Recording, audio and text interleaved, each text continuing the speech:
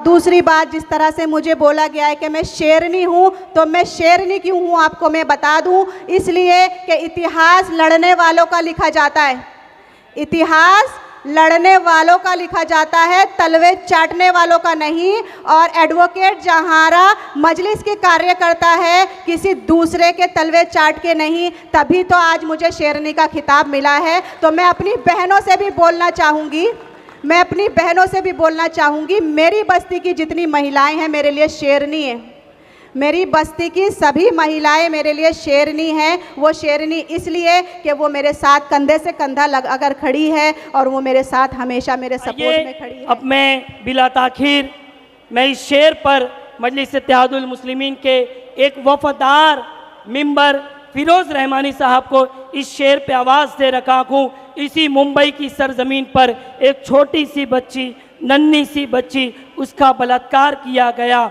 हैवानियत का कोई तलबकार ना होगा, हैवानियत का कोई तलबकार ना होगा, जालिम का कोई तरफदार ना होगा। फांसी का कानून लगा दो। और देवेंद्र फडणवीस साहब, मुंबई महाराष्ट्र के अंदर फांसी का कानून लगा दो, मुंबई महाराष्ट्र के अंदर एक भी बलात्कार ना होगा। फिरोज़ रहमानी साहब नहीं गए, मैं अब बिला ताखीर मजलिस इत्तेहादुल मुस्लिमीन की कैंडिडेट एडवोकेट जहरा साहिबा को इस शेर पे आवाज़ दे रखा हूँ कि खिलते हुए गुलाब अच्छे लगते गए, खिलते हुए गुलाब अच्छे लगते गए, शहजादियों के चेहरे पर हिजाब अच्छे लगते गए। शहजादियों की बात के जोरदार तालियां बजा दीजिए। और आने वाली भी शेरनी है, शहजादी है। आइए हम अपनी बहन का इस्तकबाल नारे तकबीर से करते गए। नारे तकबीर। औज़ु बिल्लाहि मिनश शैतानिर रजीम, बिस्मिल्लाहिर रहमानिर रहीम। स्टेज पर बैठे हमारे खुसूसी मेहमान, हमारे दिल अजीज़ अकबर भाई और हमारे भाई अहमद बलाला साहब और तैयब भाई और जितने भी मेहमान, खुसूसी मेहमान हमारे यहाँ हैदराबाद से आए हैं, और मेरी पर्दा नशीन बहनें और मेरे नौजवान भाई और बुज़ुर्गान दीन, मैं आप सबको अपना सलाम पेश करती हूँ। अस्सलामु अलैकुम व रहमतुल्लाहि व बरकातुहू। सबसे पहले मैं शुक्रगुज़ार हूँ अपनी MIM पार्टी का, जो उन्होंने मुझे आज कैंडिडेट के रूप में यहाँ खड़ा किया है। वार्ड नंबर 78 से एडवोकेट जहारा आज MIM का, अकबर भाई का, असद साहब का तहे दिल से शुक्रिया अदा करती है कि इंशाल्लाह मैं यहाँ से जीत हासिल कर और अपनी जो मेरे यहाँ की महिलाएं हैं, मेरे भाई हैं, मेरी बहनें हैं, मेरे बुज़ुर्गान दीन हैं, मैं उन सब के लिए अपना वक्त उनको दे सकूं। जैसा कि इलेक्शन का माहौल है, आज आपको सबको पता है कैसा माहौल चल रहा है। वार्ड नंबर 78 से 19 कैंडिडेट खड़े हैं। आप सबको ये पता है कि हमारे जोगेश्वरी ईस्ट वार्ड नंबर 78 में हमारी कितनी आबादी है। हम 71% मुस्लिम यहाँ है, लेकिन कितने लोग खड़े हैं हमारे भाई बहन, 19 कैंडिडेट यहाँ से खड़े हुए हैं। तो सबसे पहले मैं आप सबसे गुजारिश करूँगी कि जिस वक्त आप अपना वोट देने जाए तो इस चीज़ का ख्याल रखें कि हम अपना कीमती वोट जब अपना दे रहे हैं तो उस पार्टी का लीडर कौन है। लीडर से मतलब मैं आपको आज समझाती हूँ। NRC पे बोले OAC बोले, CA पे बोले OAC बोले, वक्फ पे बोले OAC बोले, हमारे साथ भाइयों के साथ मॉब लिंचिंग हो OAC बोले, हिजाब पे बोले OAC बोले, नकाब पे बोले OAC बोले। और जब वक्त आती है हमारे वोट की तो सब कहाँ चले जाते हो मेरे भाइयों, मेरी बहनों। तो हमारे वोट के हकदार भी हमारे लीडर बैरिस्टर असदुद्दीन ओवैसी, हमारी पार्टी AIMIM और पतंग का निशान है। तो मैं आप सबसे गुजारिश करूंगी, और जैसा कि आपको मेरे भाई ने अभी बताया है विवेक कॉलेज के बारे में कि मेरी बहन आज ये जो मुझे शेरनी का खिताब मिला है, तो मैं सबसे पहले आपको बता दूं कि मैं भी एक मामूली महिला आप लोगों के जैसी हूं।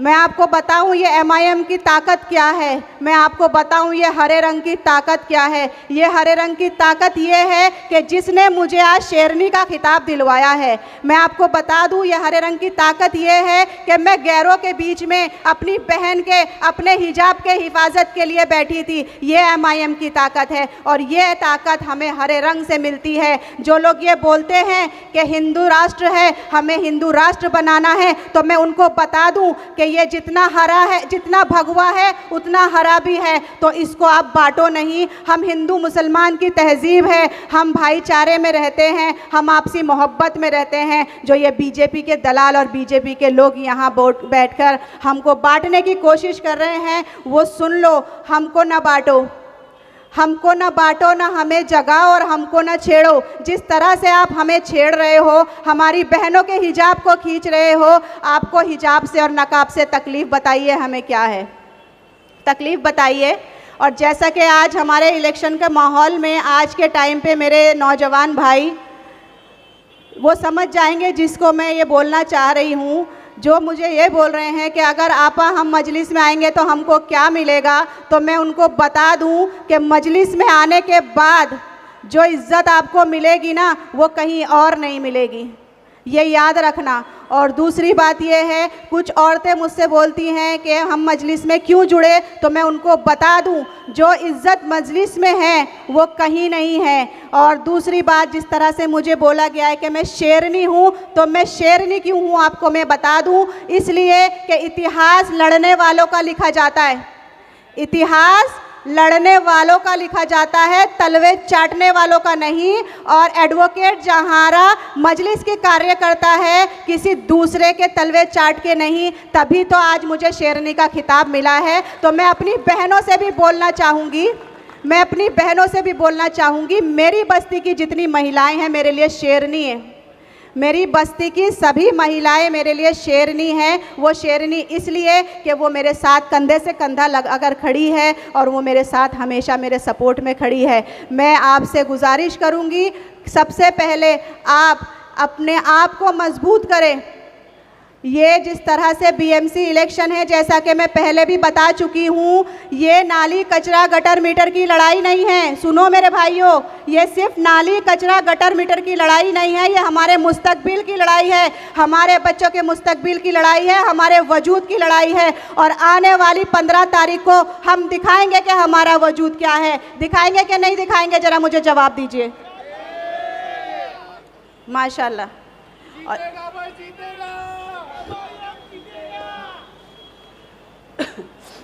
जैसे कि आप अभी जानते हैं नकाब का जो मसला उठा है, तो मैं सबसे पहले मोदी जी से पूछना चाहूँगी कि मोदी जी, क्या आप हमें सिखाओगे कि हमें क्या पहनना है? क्या आप हमें सिखाओगे कि हमें क्या खाना है? क्या आप हमें सिखाओगे कि हमें कहाँ जाना है और कहाँ नहीं जाना है? आपको हमसे तकलीफ़ तो बताओ क्या है, तकलीफ़ बताओ हमसे क्या है। कभी हमारे हिजाब खींचे जा रहे हैं, कभी हमारे भाइयों को, दाढ़ी वालों को परेशान किया जा रहा है, कभी टोपी वालों को परेशान किया जा रहा है, कभी हमें नमाज से रोका जा रहा है। तो हमसे तकलीफ़ क्यों है? जहाँ इलेक्शन का मुद्दा आता है तो आप बेरोज़गारी पे बात करो, आप बच्चों की एजुकेशन पे बात करो, मगर आप सारे मुद्दों से हटकर आपको मुसलमान दिखता है, आपको नमाज दिखती है, आपको अजान दिखती है ना। आज सभी देख रहे हैं क्या हो रहा है हमारे साथ। और जैसा कि हमारे नगर सेवक का इलेक्शन है अभी, और आपने पिछले नगर सेवक को देख चुके हैं कि हमारे लिए उसने क्या काम किया, सबको पता है ना क्या काम किया। गुस्ताखे रसूल की गोद में जाकर बैठ गया, जवाब दो बैठा ना, तो आप उससे क्या उम्मीद करोगे? जो हमारे गुस्ताखे रसूल की गोद में जाकर बैठा, क्या हम अपना कीमती वोट उधर देंगे? जो साइकिल चला रहा है वो हमें बोलता है पाकिस्तान चले जाओ, तो हम उसको वोट देंगे? जो हमारे हिजाब खींच रहा है, हमारे ऊपर पंजे छाप रहा है, क्या हम उसको वोट देंगे? हमें मजलिस की ताकत को मजबूत करना है, ये हमारे वजूद की लड़ाई है। मैं बता रही हूँ मेरे नौजवान भाइयों, आप खाली मुझे इतना बता दो, जो भाई मुझसे सवाल कर रहे थे कि हमें मजलिस में आके क्या मिलेगा, तो मुझे एक बात बताइए, क्या आप भाइयों के रहते हुए हम अब बहनें क्यों सेफ नहीं हैं? आप भाइयों के रहते हुए क्यों नहीं है पता है? क्योंकि इलेक्शन के टाइम पे जो मेरे भाई लिफाफा लेते हैं ना, इस वजह से हम सेफ नहीं हैं। ये जो लिफाफा है ना, आप हमारे हिजाब की कीमत लेके और आप मुझे ये जवाब दीजिए, जब मैं गोरे गांव में बैठी थी तो ये आपके लिफाफों का सिला था जो मेरी बहनों के हिजाब खींचे गए। ये आपके लिफाफे लेने का सिला था जो हमारे नकाब को हमें बेनकाब किया गया। ये हम आप लोगों के लिफाफे लेने का सिला है जो आज हमारी बहन को स्टेज पर बुलाकर वहाँ के बीजेपी के नेता ने हमारी बहन का नकाब खींचा। ये उसके ज़िम्मेदार भी आप लोग हो। उसके ज़िम्मेदार इसलिए आपको ठहरा रही हूँ क्योंकि जब इलेक्शन आता है, एक लिफाफे में क्या आपके 5 से 7 साल पूरे निकल जाते हैं? आप मुझे ये जवाब दीजिए। क्या एक लिफाफे में आपके 5 साल गुजर जाते हैं? नहीं गुजर जाते। क्या जवाब दोगे आप जब हम बहनें आपसे हश्र के मैदान में ये सवाल करेगी कि बताओ मेरे भाइयों, जब हमारे हिजाब खींचे जा रहे थे तब तुम किधर सो रहे थे? तब तुमने कितने लिफाफे लिए थे? तब हम हश्र के मैदान में तुम्हारे दामन को पकड़ेंगे। याद रखो मेरे भाइयों, हम दामन को पकड़ेंगे आपके जब आपसे ये सवाल होगा, उसका जवाब आपको देना होगा। और जब तक मेरे भाई इस चीज़ का अकीदा नहीं कर लेते कि हमारी बहन बेटियों के हिजाब को हम खींचने नहीं देंगे, तो इंशाअल्लाह ताला हमारा वादा है, जैसा कि आपको पता है, सिर्फ हिजाब नहीं खींचे जा रहे। अभी आपको मैं बता दूं, जैसा कि मैंने पिछली बार भी बताई थी, हमारे इस्माइल यूसुफ कॉलेज का, मेरे नौजवान भाइयों को सबको पता होगा, अच्छा होगा कि यह खबर झूठी हो, जैसा कि मुझे पता चला था कि वहाँ नमाज़ पढ़ने नहीं दी जा रही है। तो मेरा आप भाइयों से भी वादा है, ये बहन वादा करती है आपसे, अगर मुझे पता चला इस्माइल यूसुफ कॉलेज में मेरे नौजवान भाइयों को, मेरे बुज़ुर्गों, हम मुसलमानों को नमाज़ पढ़ने से रोका जा रहा है, खुदा की कसम मैं वहाँ ये नहीं देखूँगी कि मैं अकेली महिला बैठी हूँ, मैं वहाँ भी भूख हड़ताल करूँगी और आपको वहाँ पर नमाज़ पढ़ने की इजाज़त दिलवाऊँगी। और जैसा कि वक्त कम है, आज हम अपने अकबर भाई को सुनने के लिए यहाँ बैठे हैं, तो मैं ज़्यादा वक्त लेकर टाइम वेस्ट नहीं करना चाहती हूँ। बोलो बलाला साहब बोल रहे, बोलो आप। अच्छा, हाँ, तो अभी जैसा कि हमारे मुद्दे हैं, मैं आपको बता दूँ, as a corporation, as a नगर सेवक, जो मुद्दे मेन होते हैं मैं आपको वो समझाना चाहती हूँ। जो लोग आपसे बड़े बड़े वादे कर रहे हैं, तो सबसे पहले मैं ये बता दूँ कि ये नगर सेवक का इलेक्शन है, तो इतने बड़े बड़े वादे ना करके ना, जो हम नगर सेवक, जो हमारे नगर में हम कर सकते हैं, जो हमारी बस्ती में हम कर सकते हैं, हमको वो वादे करने। एज अ एडवोकेट मैं आपको ये बता दूं, इलेक्शन का रिज़ल्ट जो भी आए, मुझे अल्लाह से उम्मीद है, मेरे भाइयों से, मेरी बहन और मेरे बुजुर्गान दीन से उम्मीद है कि इंशाल्लाह अच्छा आएगा। मगर मैं इसको भी एक्सेप्ट करती हूँ, जो भी आए, आने वाले टाइम पे आपको पता है SIR आने वाला है। एज अ एडवोकेट मैं और मेरी टीम रात दिन एक करके आपके लिए, आपके डॉक्यूमेंटेशन को प्रॉपर करने के लिए खड़ी रहेगी। क्या आपके यहाँ 19 कैंडिडेट में से कोई ऐसा है जो आपके डॉक्यूमेंटेशन को प्रॉपर कर सके? मुझे जवाब दीजिए। एज अ एडवोकेट मैं ये चीज़ कर सकती हूँ, मैं अपने भाइयों के, बहनों के डॉक्यूमेंटेशन में जो भी मुझसे होगा मैं वो कर सकती हूँ। और दूसरा कि जैसे सब बोल रहे बिल्डर लॉबी आ गई है, हमने भाड़ा दिलवा दिए, तो मैं उनको जवाब दे दूं कि जब भाड़ा आपने दिलवाए तो फिर हाई कोर्ट क्या कर रहा था? कोई भाड़ा नहीं दिलवा रहा है मेरे भाइयों, ये आपको बहलाया जा रहा है, ये भाड़े नहीं मिल रहे। ये जो अमाउंट अकाउंट में था तो ये कोर्ट ने रिलीज़ किया है 75,000 रुपीज़। तो मुझे बताइए 75,000 रुपीज़ का एक राउंड फिगर तो होता नहीं है, 14,000 रुपये महीने के जो भाड़ा मिल रहा है, तो उसके हिसाब से कितना हो रहा है? 4 साल का भाड़ा रुका हुआ है, गलत तो नहीं बोल रही हूँ? तो 75 रुपीज़ आप 75,000 दिलवा कर भाड़ा दिलवा दिए बोल रहे हो, तो वो उनको मैं बोलना चाहूँगी कि जो ये अनाउंसमेंट कर रहे हैं ना भाड़ा दिलवा दिए, तो मैं कोर्ट का ऑर्डर साथ में लेकर आई हूँ, वो आए और मेरे साथ डिबेट पे बैठे कि भाड़ा आपने दिलवाए कैसे। जब भाड़ा आप दिलवा रहे हो तो फिर कोर्ट क्या कर रही है? ये मैं आपको बता दूं, ये कोर्ट ने अमाउंट रिलीज़ किया है, ये किसी ने भाड़ा नहीं दिलवाया है। आपको बहलाया जा रहा है, आपको बरगलाया जा रहा है। जब आपको इलेक्शन के 10 दिन पहले भाड़ा दिलवाया जा रहा है, तब वो लोग किधर थे जब हमारे यहाँ पे लोग फांसी लगा रहे थे? तब वो लोग किधर थे जब हमारे यहाँ के लोग फिनाइल पी रहे थे? तब वो किधर थे जब हमारे यहाँ की महिलाओं को घर से बाहर किया जा रहा था? तब वो लोग किधर थे? आज वो भाड़ा दिलवा रहे 10 दिन पहले। तो वही बात फिर आ गई है, ये 75,000 का लिफाफे का लालच दे रहे हैं। समझे मेरी बात को आप लोग। और दूसरा जो मुझे बोल रहे हैं कि मैं जो विवेक कॉलेज में जाकर बैठी, पॉलिटिकल स्टंट था, तो एक बात मेरे भाई है जो हमारे बस्ती के जिम्मेदार जो मुझे पॉलिटिकल स्टंट बता रहे हो, तब वहाँ मैं गैरों के बीच में बैठी थी जहाँ वहाँ नारे लगाए जा रहे थे, मुझे नंगे पैर खींचकर लेके जाया जा रहा था, तब तुम लोग अपनी राजनीति रोटियां सेकने क्यों नहीं आए? आप भी ले लेते ना ये पॉलिटिकल स्टंट का फ़ायदा। तब तो हम महिलाओं को वहाँ अकेला छोड़ दिया गया, तब कोई जिम्मेदार बस्ती का नहीं दिखा। और आज मुझे बार बार बोला जा रहा है कि हिजाब नकाब कर रही है। करूँगी और लड़ूंगी और संविधान के दायरे में रहकर अपने हक को छीन कर लेके आऊँगी।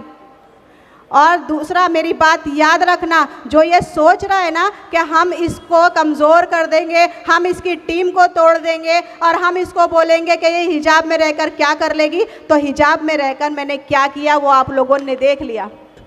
आप लोगों ने देखा, मैं हिजाब में ही थी जब गैरों ने नारे लगाने शुरू किए, जब मुझे बगैर चप्पल के खींच के पुलिस स्टेशन लेके जाया गया।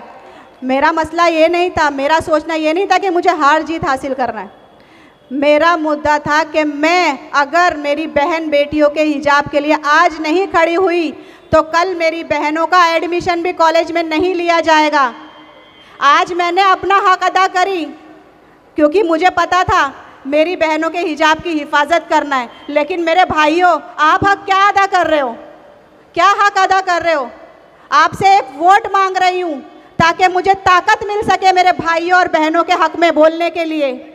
आपसे ये मांग रही हूँ, मैं सिर्फ एक वोट मांग रही हूँ कि ताकि मैं मेरे भाइयों के लिए, मेरी बहनों के लिए आवाज़ उठा सकूँ। मैं आपसे ये मांग रही हूँ ताकि मैं बीएमसी के ऑफिस में, हाउस में जाके, जैसा कि हमारे बैरिस्टर असदुद्दीन ओवैसी साहब आज पार्लियामेंट में लड़ रहे, तो मैं मेरे बीएमसी ऑफिस में जाकर लड़ सकूँ। मैं ये मांग रही हूँ आपसे। तो क्या मैं इतना नहीं मांग सकती हूँ आपसे? जवाब दीजिए मुझे, क्या मैं आपसे इतना नहीं मांग सकती हूँ? मांग सकती हूँ ना? इतना हक है ना मेरा। और मैं उनसे भी बोलती हूँ जो मुझे ये बोल रहे, हमें ये बोल रहे, घर घर जाके दरवाज़ा नॉक करके बोला जा रहा है पतंग को वोट नहीं देना बीटी में, पतंग को वोट नहीं देना बीटी में। तो मैं उनको जवाब देना चाहूँगी, ला इलाहा इल्लल्लाह, ला इलाहा इल्लल्लाह। तो मैं उनको बोलना चाहूँगी जो दरवाज़ा नॉक करके बोल रहे बी टीम में, तो ये याद रखना AIMIM बी टीम किसी की नहीं है। AIMIM अगर बी टीम है तो मेरी ये जनता की बी टीम है। याद रखना, MIM किसी की बी टीम नहीं है, इसको याद रखना। मेरे कायद बैरिस्टर असदुद्दीन ओवैसी साहब ने सुनहरी जालियों को पकड़ के ये गवाही दी है, ये गवाही दी है। आप सबको पता है सुनहरी जालियों की हमारे अंदर क्या वैल्यू है। उन्होंने पकड़कर ये गवाही दी है कि ए मेरे नौजवानों, मेरे बुजुर्गों, मेरी बहनों, तुम्हें बहलाया जा रहा है, बरगलाया जा रहा है। तुम याद रखो मैं बी टीम नहीं हूँ। इससे बड़ा सबूत और क्या चाहिए?